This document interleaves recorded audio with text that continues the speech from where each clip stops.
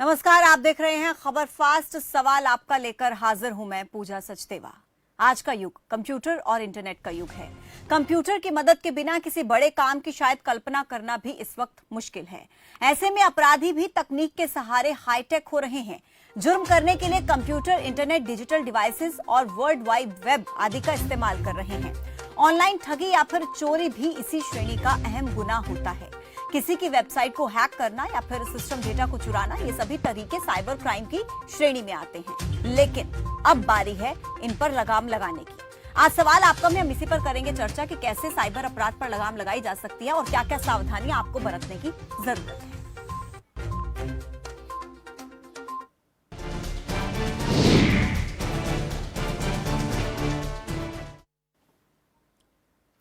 जुर्म की दुनिया में अपराधी हमेशा कानून को गुमराह करने के लिए नए नए तरीके इजाद करते हैं और आए दिन उनके कारनामे खबरों की सुर्खियां बनते हैं। ऐसा ही एक जुर्म है साइबर क्राइम, जिसे अंजाम देने वाले शातिर महफूज जगहों पर बैठकर बड़ी बड़ी वारदातों को आसानी से अंजाम देते हैं।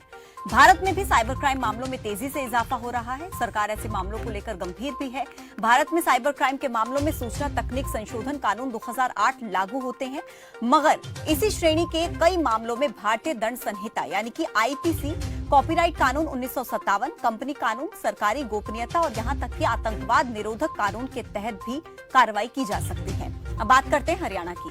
हरियाणा में भी साइबर क्राइम के कई मामले सामने आते हैं। दरअसल पिछले 2 साल में साइबर क्राइम के मामले बहुत ज्यादा बढ़ गए हैं। अगर लॉकडाउन के दौरान की बात की जाए तो ये संख्या जो है वो और भी ज्यादा है। इसमें काफी मामले अनट्रेस भी रह जाते हैं।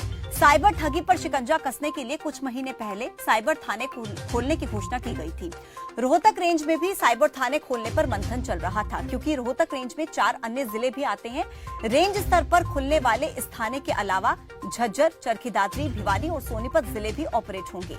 इसमें 40 पुलिस कर्मियों का स्टाफ तैनात होगा, जिसमें 20 से ज्यादा साइबर एक्सपर्ट शामिल होंगे। रोहतक से हमारे संवाददाता ने वहां पर बातचीत करने की कोशिश की है कि क्या कुछ खास रहेगा इन साइबर थानों में। एक बार आप सुनिए, उसके बाद सवाल आपका की शुरुआत करेंगे। सर, जिस तरह से साइबर क्राइम बढ़ता जा रहा है तो उसको लेकर के पुलिस ने एक मुहिम चलाई है। गुड़गांव में पहला थाना है साइबर थाना, और उसके बाद रोहतक में रेंज के अंदर जो बन रहा है, तो क्या फ़ायदा होगा इससे? इसमें जो पहले जो हमारे यहाँ क्राइम, हमारे यहाँ रोहतक के अंदर या किसी पूरे हरियाणा में जो क्राइम होता था, तो क्राइम का लोकल उसी थाने में कंसर्न में कंप्लेंट जाती थी जिसका वो रहने वाला है। वहाँ पे आईओ को इतनी नॉलेज उस बारे क्राइम के बारे में नहीं थी जितनी नॉलेज अब साइबर के अंदर हम केवल साइबर एक्सपर्ट जो हैं उन्हीं को लगाएंगे, ताकि वो इसको फटाफट से कवर करके जनता को न्याय दे सकें। तो यहाँ पर कब तक इसका जो है उद्घाटन हो जाएगा और कितना स्टाफ यहाँ पर तैनात किया जा रहा है? क्या क्या इसमें फैसिलिटी होंगी? इसमें लगभग 40 से 45 और के बीच में लगभग स्टाफ हमारा हमने फिलहाल अभी डिप्यूट किया है। बाकी आने वाले क्राइम को देखते हुए इसमें कम ज़्यादा करना है वो मौके के अनुसार देख लिया जाएगा। और इसमें जितने भी हमारे इलेक्ट्रॉनिक्स डिवाइस जो उपकरण जो इसमें लगेंगे, कंप्यूटर्स वगैरह हो गए, जो भी हमने मेल में कर संबंधित काम में है वो हमने सब परचेज कर लिया। सामान फर्नीचर वाला परचेज हो चुका है, जगह हमारी सेट हो चुकी है सेक्टर 14 में। और आम जन से भी यही अपील है कि भी आम जन होने वाली ठगियों से मेन जो OTP आता है, मेन तो OTP के ऊपर फिक्र रहता है, वो किसी भी कंडीशन में ना बताएं। चाहे वो रिश्तेदार बन के आवाज़ चेंज करके बात करते हैं लोग, वो इन चीज़ों से बचें। और अगर फिर भी अगर कोई इस तरह का शिकार बन जाता है, बाई चांस किसी को ये लोग बेवकूफ़ बना देते हैं, तो तुरंत सेक्टर 14 में कॉन्टैक्ट करें हमारे पास। वहाँ हमारे जो है जो भी हमारे आपको मिलेंगे बंदे, वहाँ पे वो इस कार्रवाई को अंजाम प्रॉपर देंगे। तो अभी ये कब तक जो है इसका उद्घाटन होगा और लोगों को क्या संदेश देना चाहते हैं? कोशिश है कि इसी वीक के अंदर हम इसकी ओपनिंग करने जा रहे हैं हमारे। और इसमें हमारे जो ADG हमारे रोहतक रेंज है श्री संदीप खिरवार जी, और हमारे SP राहुल शर्मा जी हैं, वो बहुत ही जल्द इसमें डिसाइड करके 3-4 रोज में इसमें ज़रूर ओपनिंग इसे कर देंगे। तो साइबर अपराध से जुड़े अगर आपके मन में कुछ भी सवाल हैं, आप इस कार्यक्रम में अपने सवाल पूछ सकते हैं। 2 मेहमान मेरे साथ इस वक्त जुड़ेंगे, उनसे आप अपने सवाल कीजिएगा। लेकिन आज जो सवाल मैं इस मुद्दे पर अपने मेहमानों से पूछूंगी, वो सवाल क्या रहेंगे वो आपको बता देते हैं एक बार कि क्या कुछ सवाल आज सवाल आपका कार्यक्रम के जरिए हम पूछेंगे कि जो साइबर अपराध इतने ज्यादा बढ़ते जा रहे हैं उन पर लगाम कैसे लगाई जा सकती है, सबसे बड़ा सवाल ये है। दूसरा सवाल ये कि जो साइबर थाना खोलने की बात कही जा रही है रोहतक रेंज में, उससे इन मामलों पर कितनी लगाम लगेगी, साइबर शिक्षा कितनी जरूरी है, साइबर सुरक्षा को महत्ता देना कितनी जरूरी है, ये तमाम सवालों के जवाब आज हम ढूंढने की कोशिश करेंगे। लेकिन उससे पहले कुछ ग्राफिक्स भी हम आपको दिखा देते हैं। और उनके जरिए आप समझने की कोशिश कीजिएगा कि वास्तव में है क्या ये साइबर क्राइम जिसकी बात हम आज कर रहे हैं, और इसके उपाय क्या हैं, इससे बचने के कैसे आप बच सकते हैं। देखिए, हैकिंग साइबर क्राइम में आता है, थेफ्ट साइबर क्राइम में आता है, साइबर अपराध जिसके बारे में बहुत से लोग जागरूक भी नहीं है। तो इन ग्राफिक्स के जरिए समझिए, साइबर स्टॉकिंग, ये तमाम ऐसे अपराध हैं जो साइबर क्राइम की श्रेणी में आते हैं। किसी की आइडेंटिटी को चुरा लेना, चाइल्ड पोर्नोग्राफी, ये भी साइबर क्राइम का एक मामला है। ऑनलाइन गैम्बलिंग करना, ये भी साइबर क्राइम के अंतर्गत आता है। अब आप इससे कैसे बच सकते हैं, इनका शिकार होने से आप कैसे बच सकते हैं, इसका भी जिक्र हम करेंगे, बताएंगे आपको, ग्राफिक्स के जरिए आपको समझाएंगे। सुरक्षित इंटरनेट सेवा का ही प्रयोग करें। सबसे पहली बात, आप सुरक्षित इंटरनेट सेवा का प्रयोग करें, मजबूत पासवर्ड का प्रयोग करें। अपना जो पासवर्ड आप लगाएं वो बहुत ज्यादा मजबूत होना चाहिए, समय समय पर उसको बदलते रहें, अपने सॉफ्टवेयर को आप अपडेट रखें, ये बहुत ज्यादा जरूरी है। अपने सोशल मीडिया के सेटिंग्स को प्रतिबंधित रखें, अपनी निजी जानकारी, अपनी प्राइवेट जानकारी को सार्वजनिक करने से बचें। अपनी वेबसाइट का ध्यान रखें, बार बार देखें, उसे अपडेट करते रहें, उनका ध्यान रखें और बार बार उन्हें अपडेट करते रहें। ये बेहद महत्वपूर्ण है। कुछ नंबर आपके टेलीविजन स्क्रीन पर फ्लैश हो रहे हैं, नंबर्स पर कॉल करके आप दे सकते हैं अपनी राय, आप पूछ सकते हैं अपने सवाल। साइबर क्राइम से जुड़े अगर कोई भी सवाल आपके मन में है, उन सवालों के जवाब आपको इस कार्यक्रम के जरिए मिलेंगे। दो एक्सपर्ट्स मेरे साथ इस वक्त जुड़े हैं। सबसे पहले आपका परिचय उनसे करा देती हूँ। अमित मल्होत्रा है, साइबर सिक्योरिटी एक्सपर्ट, जुड़ गए हैं मेरे साथ। एएसआई हैं प्रवीण कुमार, वो इस वक्त मेरे साथ जुड़ गए हैं। दोनों का ही बहुत बहुत स्वागत है। सबसे पहले अमित जी, आपका रुख करूंगी। जिस तरीके से हम बात करते हैं तकनीक की कि हम हाईटेक हो रहे हैं, ऐसे में अगर अपराधियों की बात की जाए वो भी तो हाईटेक हो रहे हैं ना, मतलब वो भी जिस तरीके से इस वक्त साइबर क्राइम के मामलों को अंजाम देते हैं, ऐसे में इनसे कैसे बचा जा सकता है? और एक साइबर एक्सपर्ट होने के नाते आपके लोगों को क्या सुझाव है कि लोग इससे कैसे बच सकते हैं, कैसे आप जागरूक करेंगे लोगों को?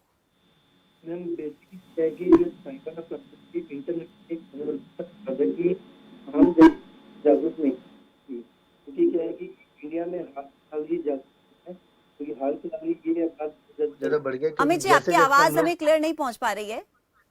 मैम, अब आ रही है? हाँ जी, हाँ जी, अब बोलिए। मैम, ये एक ऐसा अपराध है जो कि हाल फिलहाल में ही बहुत नया अपराध आया है। साइबर अपराध वो अपराध है जो कि इंटरनेट के द्वारा किया जाता है। किसी भी इलेक्ट्रॉनिक मीडिया को यूज करके, किसी भी कंप्यूटर को, इंटरनेट को, मोबाइल फोन को यूज करके ये अपराध किया जाता है। तो आम जनता इससे जागरूक नहीं है, क्योंकि ये अपराध इंडिया में अभी हाल फिलहाल ही नया आया है।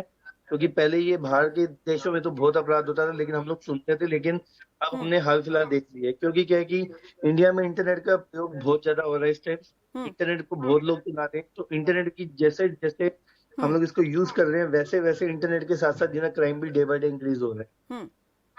प्रवीण जी, मेरा मानना यह है कि अपराध तो लगातार बढ़ ही रहे हैं, लेकिन इस तरीके के जो मामले हैं ज्यादा आने अब शुरू हुए। अगर लॉकडाउन की बात की जाए, लॉकडाउन में ऐसे मामले बहुत ज्यादा देखे गए।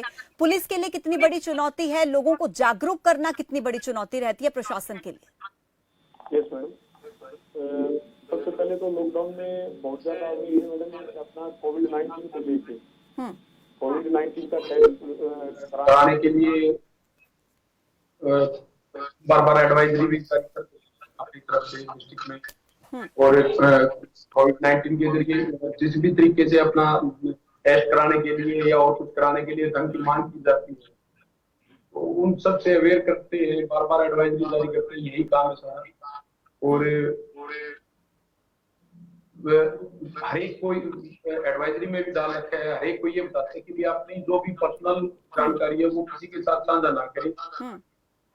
ठीक है, ये बहुत महत्वपूर्ण बात है। मैं वापस से आपके पास लौटती हूँ। पहले दर्शक जुड़ गए हैं, रणदीप जी हैं। रणदीप जी, कहाँ से बात कर रहे हैं? हाँ पूजा जी नमस्कार, मैं रोहतक से बात कर रहा हूँ। जी नमस्कार। हाँ पूजा जी, ये सरकार ने बहुत अच्छी पहल की है कि अलग से थाने खोले जा रहे हैं।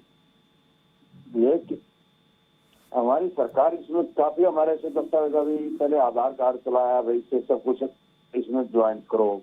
अभी आईडी चला दी जिसमें हमारे सभी प्रूफ चले जाएंगे, फिर पहचान पत्र चला दिए, तो ये इतने डॉक्यूमेंट हो जाते हैं जो जगह जगह इससे पुलिस को दिक्कत नहीं आती क्या? हर जगह हमारी सिक्योरिटी तो खुद गवर्नमेंट लिंक करा रही है हमारी, हर जगह अपनी आईडी तो आईडी हर जगह लिंक कर रखी है। अमित बाकी जी, हमारी पुलिस पे हमारे को बहुत भरोसा है, और हमारी पुलिस में बड़े काबिल जवान हमारे लड़के आए हैं जो बड़े पढ़े लिखे लड़के हैं काफी, लेकिन इसमें ट्रेस करने में ट्रेस पुलिस कर लेती है, ठीक है, लेकिन हमारी राजनीति अमित जी जवाब दे पाएंगे मुझे लगता है इसका बेहतर तरीके से। अमित जी, बेसिकली क्या होता है, जब तक हम चोर की तरह नहीं सोचेंगे तब तक हम चोर को नहीं पकड़ सकते। ठीक है, तो हम चोर को पकड़ने के लिए हमें चोर की तरह ही सोचना पड़ेगा।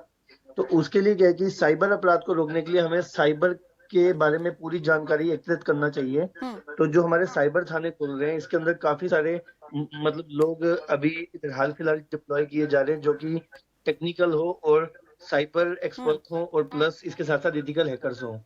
अगर इथिकल हैकर्स होंगे तो उसके द्वारा वो पूरा जानकारी हमारे सामने ला सकते हैं कि कैसे हम लोग कॉल लॉग्स को देख सकते हैं, कैसे डिटेल्स को देख सकते हैं। क्योंकि अभी दिक्कत क्या आती है, अभी हम लोग डिपेंडेंट नोडल ऑफिसर के ऊपर, नोडल ऑफिसर हमारे पास कुछ भेजेगा तब हम उस चीज को आगे कर पाते हैं, अदरवाइज कुछ नहीं कर पाते। यानी आपको लगता है कहीं ना कहीं साइबर एक्सपर्ट्स की कमी है?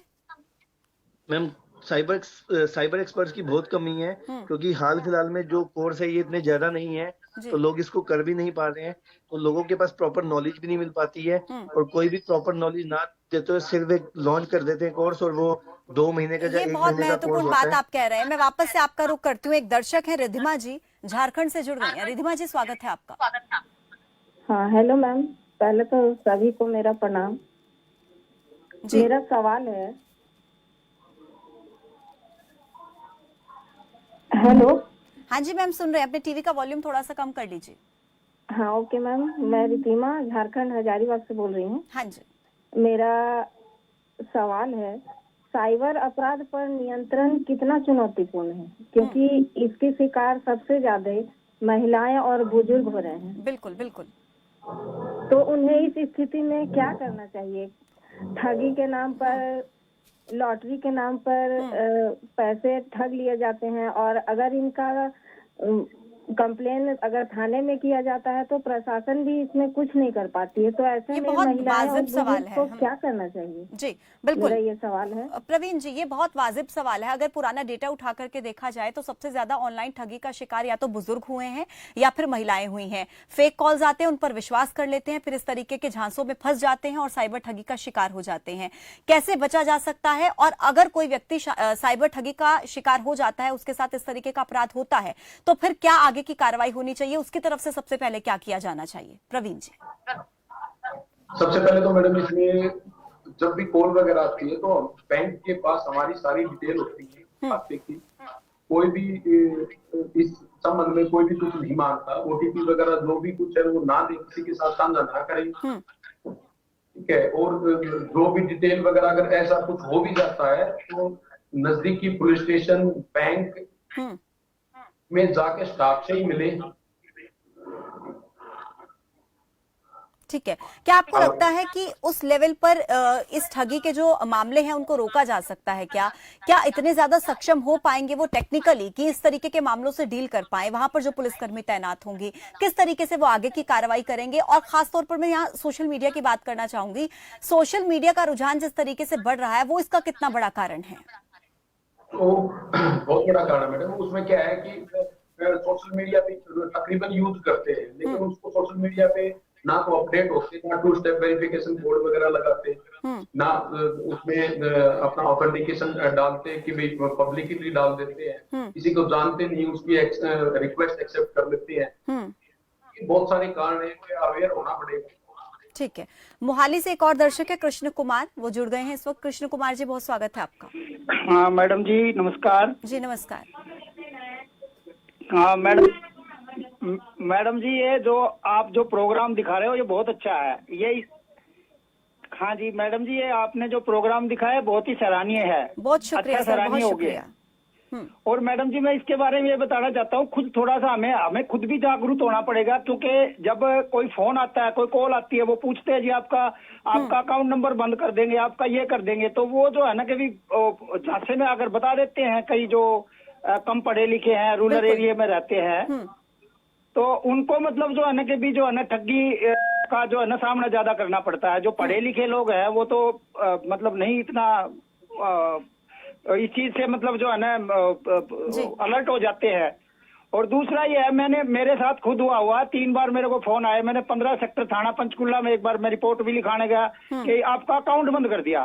तो मैंने कहा अभी मेरा अकाउंट बंद कैसे कर दिया, जो मैं अकाउंट में, तू बता कौन से बैंक से बोल रहा है। कहते जी आप बैंक में पहुंच जाओ। तो मैंने कहा आप बैंक का क्या मतलब है कि ये बताओ आप कौन से बैंक से, क्या नाम है आपका, तो बताते नहीं है। तो उनके ऊपर थोड़ा हैवी भी होना पड़ेगा। शिकायत की थी क्या सर?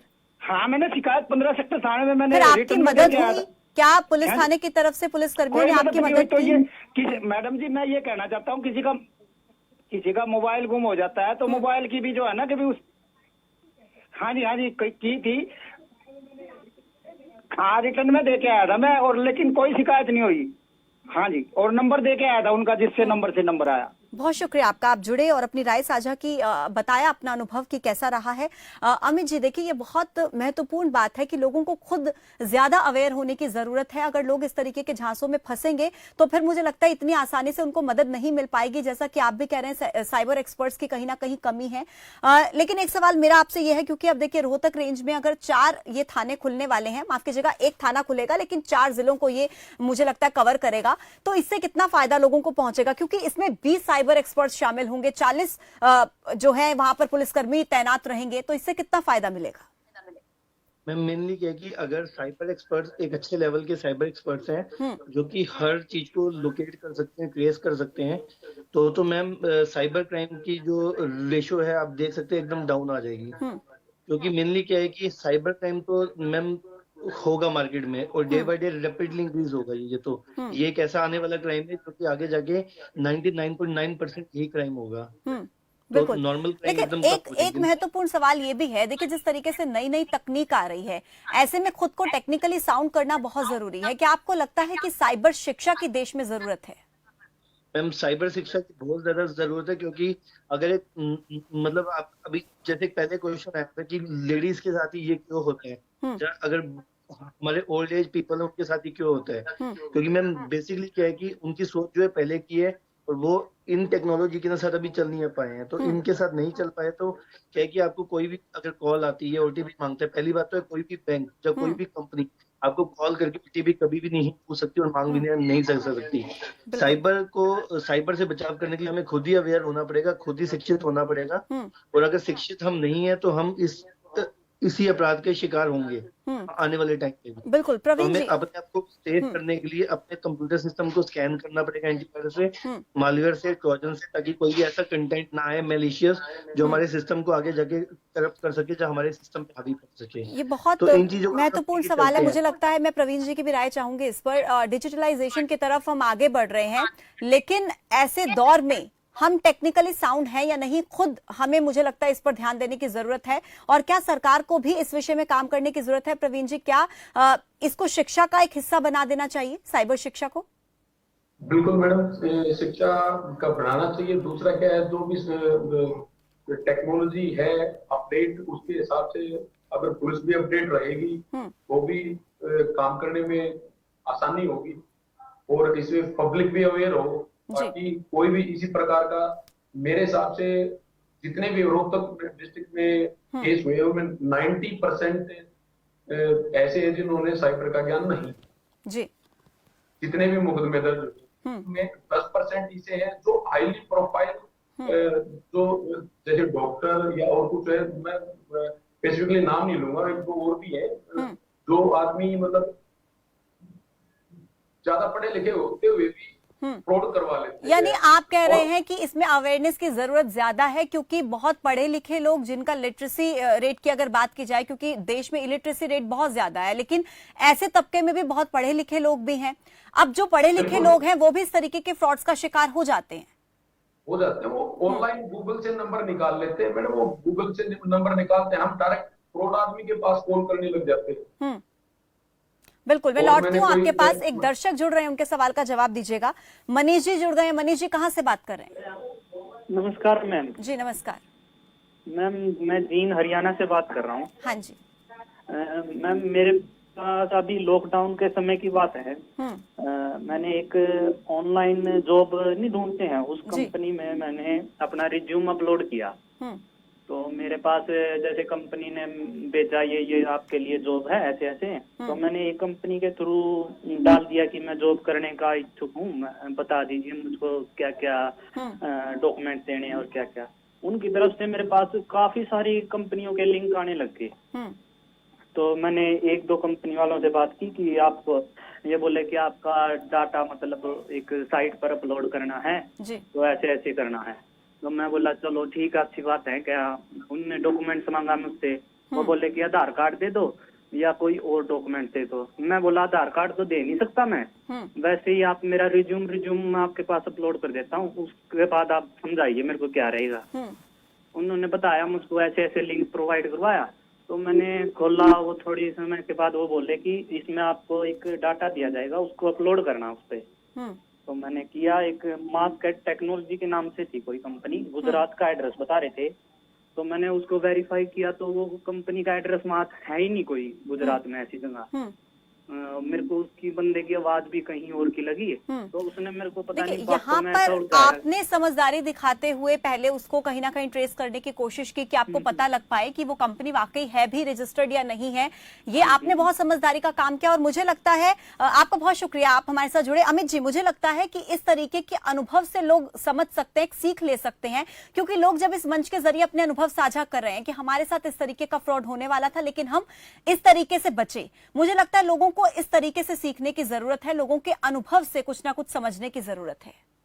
मैम बेसिकली क्या है कि जैसे अगर साइबर क्राइम होता है तो साइबर का ज्ञान अगर इधर हम सबको होगा तो हम ऐसी छोटी छोटी चीजों से बच सकते हैं कि कौन सी चीज कहाँ से आ रही है, उसकी रूल्स देख के, उसकी साइड कब बनी थी, कहाँ पे बनी, कौन उसका इधर ओनर है, एक्चुअल ओनर है कि नहीं है। तो इधर से छोटा छोटा ज्ञान अगर हम ग्रैब कर लेते हैं तो हम लोग अपने आप को साइबर अपराध से बचा सकते हैं बहुत ज्यादा। लेकिन एक सवाल मेरा और रहेगा आपसे, क्योंकि चाइल्ड पोर्नोग्राफी भी साइबर क्राइम में ही आता है, तो क्या आपको लगता है ऐसे में बच्चों को भी इस बारे में जागरूक करने की जरूरत है, बच्चों को भी जिस तरीके से एजुकेशन इससे जुड़ी देने की जरूरत है कि वो भी समझ पाएं कि उनके साथ किस तरीके की कोई घटना हो सकती है भविष्य में, ताकि उनको बचाया जा सके? मैम साइबर क्राइम एक ऐसा सब्जेक्ट है जो कि अगर हम लोग बचपन से ही किसी को भी सिखाना चालू कर दे तो वो स्टूडेंट बहुत ही ज्यादा इंटरेस्ट से सीखेगा। तो मतलब ऐसा नहीं है कि कोई बोर सा टॉपिक है, इसके अंदर मतलब टॉपिक्स इतने मतलब अच्छे हैं कि आप अगर इंटरेस्ट लेंगे तो बहुत चीजें हैं। अगर आपके मोबाइल फोन की बात करते हैं तो कहाँ तक सेफ है, कौन हमारे फोन में एंटर कर सकता है, कैसे एंटर कर सकता है, इस टाइप की छोटी छोटी चीजें उनको अगर हम सेव करके चलते हैं तो हम लोग अपने आप को ऑनलाइन फ्रॉड से, ऑनलाइन साइबर अपराध से बहुत ज्यादा बचा सकते हैं। तो मैं तो यही कहना चाहूंगा कि हमें स्कूलों में भी इसको इधर एज ए टॉपिक बना के, इस पे लेक्चर बना के एक कोर्स बना देना चाहिए, ताकि हम लोग इस चीज से आगे जाके बिल्कुल सेफ हो सके। बिल्कुल। प्रवीण जी, अब जो यहाँ पर साइबर थाना खुलेगा रोहतक रेंज में, क्या लगता है उससे कहीं ना कहीं इन मामलों में कुछ ना कुछ कमी आ पाएगी क्या?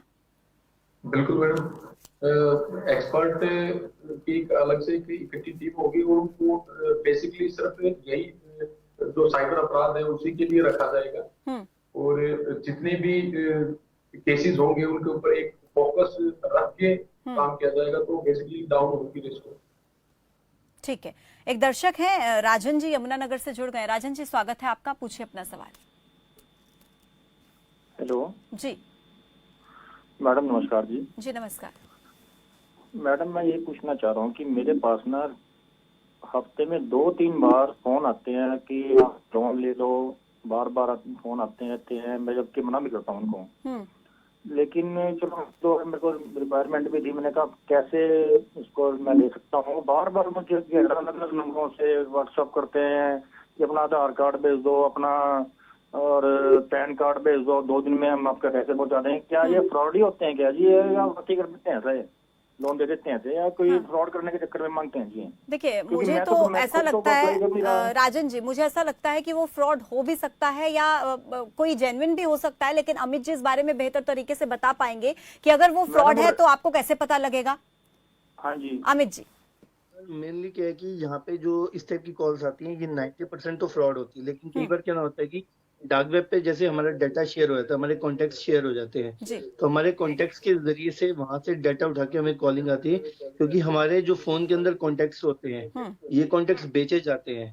मतलब आपने किसी भी ऐप स्टोर पे जाके ऐप को डाउनलोड किया, ऐप को डाउनलोड होते ही वो आपसे पूरी परमिशन मांगता है कि आपके शेयरिंग, आपके लोकेशन शेयरिंग, आपका डाटा शेयरिंग, पूरी चीज आपकी वो ले लेता है। और ये चीजें सारी की सारी जाके डार्क वेब पे सेल होती हैं, और डार्क वेब पे सेल होने के बाद इनको परचेज करती है, कॉल सेंटर्स वगैरह यूज करते हैं, तो 90% फेक होते हैं, लेकिन 10% चांस भी इतना होता है कि ना तो सही जगह से ऐसे टाइम पे अमित जी क्या करना चाहिए लोगों को? अगर इस तरीके के कॉल्स आ रहे हैं, क्या उनको कंप्लेंट करना चाहिए, बताना चाहिए पुलिस स्टेशन जाके कि उस नंबर को वेरीफाई किया जाए, इस नंबर से कॉल्स आ रहे हैं, या इग्नोर किया जाना चाहिए? क्या किया जाना चाहिए ऐसे समय पे? होता है ये जो कॉल सेंटर्स होते हैं, ये कॉल जो ना करते हैं VoIP कॉल करते हैं, वॉइस ओवर इंटरनेट प्रोटोकॉल, तो ये कॉल ट्रेसेबल नहीं होती हैं। तो इनके अगर नंबर भी हमारे पास आ जाते हैं तभी हम लोग जाके इनको ट्रेस नहीं कर सकते, क्योंकि ये सारा डाटा यूएस से रूट होके आता है। तो जो भी कॉल होती है यूएस से रूट होके आती है। तो अगर किसी लैंडलाइन नंबर से आता है तो वो कॉल सेंटर है ही नहीं। अगर वो किसी भी बाहर नंबर से आता है तो वो VoIP कॉल होती है। तो VoIP कॉल्स को ट्रेस करने के सबसे अच्छा है कि उनको हमें इग्नोर करना चाहिए, और कोई भी ऐसी कॉल आती है तो उनको अपनी पर्सनल जानकारी, निजी कोई भी डाटा जैसे कि हमारा आधार कार्ड, पैन कार्ड, कोई भी ऐसी चीज नहीं देती। जी बिल्कुल। चलिए, आप दोनों मेहमानों का बहुत शुक्रिया इस खास चर्चा में हमारे साथ जुड़ने के लिए, तमाम अहम सवालों के जवाब देने के लिए। तो देखिए, साइबर क्राइम का शिकार कोई भी हो सकता है। ये हरियाणा वासियों के लिए अच्छी खबर है, रोहतक वासियों के लिए अच्छी खबर है कि वहां पर एक साइबर थाने की शुरुआत की जा रही है, जिसके जरिए कहीं ना कहीं लग रहा है, उम्मीद है कि साइबर क्राइम के मामलों में कहीं ना कहीं घटावट देखने को मिलेगी, गिरावट देखने को मिलेगी। लेकिन सबसे बड़ी बात यह है कि आप लोगों को खुद ध्यान रखने की जरूरत है, समझने की जरूरत है कि आप इस साइबर क्राइम का शिकार ना हो जाएं, आप इस साइबर ठगी का शिकार ना हो जाएं। तो ऐसे में आप खुद को अवेयर रखिए, फ्रॉड कॉल से बचिए, किसी भी तरीके के झांसे में मत आइए, फ्रॉड एडवर्टीजमेंट से बचिए। इसी तरीके से आप खुद और अपने परिवार की सुरक्षा कर सकते हैं। मेरे साथ सवाल आपका मैं अभी के लिए फिलहाल इतना ही, लेकिन तमाम बड़ी खबरों के लिए आप बने रहिए हमारे साथ। नमस्कार।